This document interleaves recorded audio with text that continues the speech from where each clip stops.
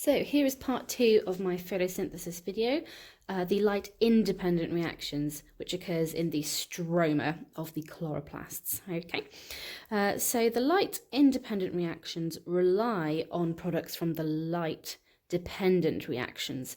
So the light-independent reactions happen all day and night, whereas the light-dependent reactions can only happen when there is light available. But all of the products from the light-dependent reaction are needed to keep the light-independent reaction going. They help each other out constantly. Okay, so I've drawn like a little mini summary on the left of this page showing how water comes into the light-dependent reactions and oxygen is lost. And in the light-independent reactions, it uses carbon dioxide and gives out useful 6-carbon or 3-carbon sugars. Okay, and you can see the two main products that are passed between the light-dependent and light-independent reactions, or the light and dark reactions as they're sometimes known. We've got NADP and also ATP as well, being passed back and forward in its two different forms. Okay, so we've got reduced NADP going towards the Calvin cycle, the light-independent reactions, and normal or oxidized NADP going back to be re-reduced. So it's a constant cycle. We've also got ATP being used up in the light-independent reactions and then going back to the light-dependent reactions as ADP, an inorganic phosphate, to be made into ATP again. It's a constant cycle between the two.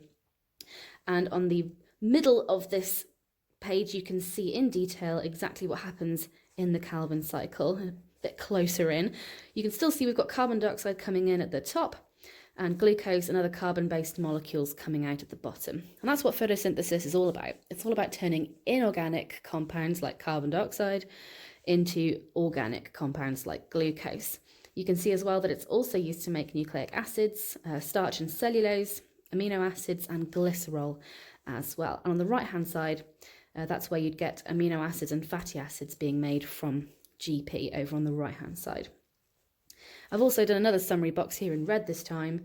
So input into the Calvin cycle is ATP, reduced NADP, and carbon dioxide, and the products of which are ADP and inorganic phosphate, which go back to the light-dependent reactions, as does NADP, oxidized NADP, goes back to the light-dependent reactions, and we get our main product being produced, glucose, in its many, many forms. Okay, so this does look complicated, but it's not, I promise you. It's basically just adding in carbon. That's all we're doing, and it goes in a cycle. Easy peasy. So let's break it down.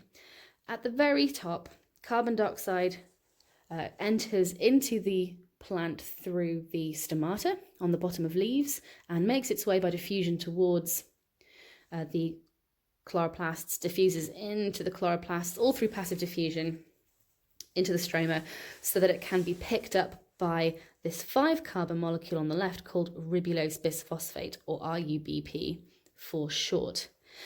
And that, along with carbon dioxide, are joined together. So we've got a 5-carbon molecule joining to a 1-carbon molecule to make, guess what, a 6-carbon molecule.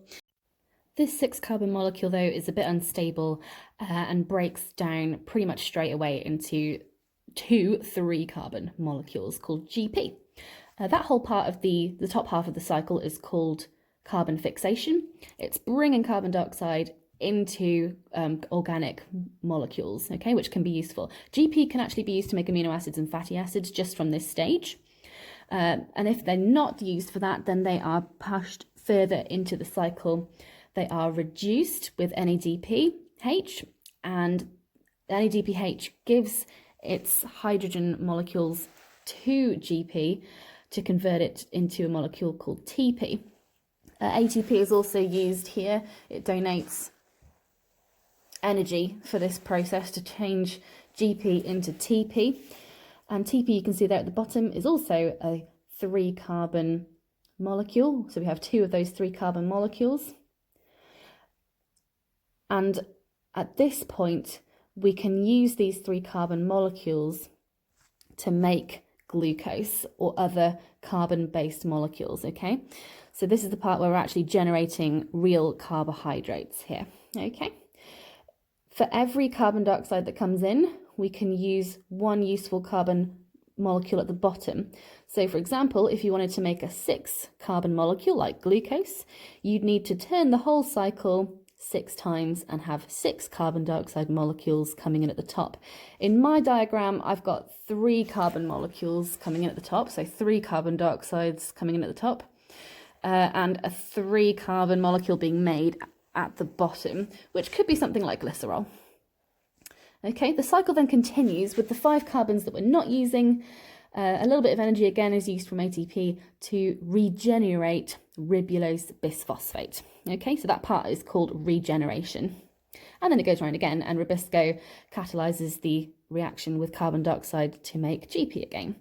Rubisco, by the way, is the most common enzyme that we know of on the planet, which is a nice little fun fact. And that pretty much sums up the Calvin cycle. A very brief introduction. If you guys would like more videos about anything in particular, or you want me to go into more depth on anything, please feel free to leave a comment. I do read all my comments. And don't forget to hit the subscribe button and ring the bell if you want to get notifications. My next video, I'm hoping, is going to be in the next few weeks, and is going to be on the current topic that I'm teaching, which is neurons. So let me know if there's anything specific within that topic that you'd like me to cover. Thanks for watching, guys. Bye!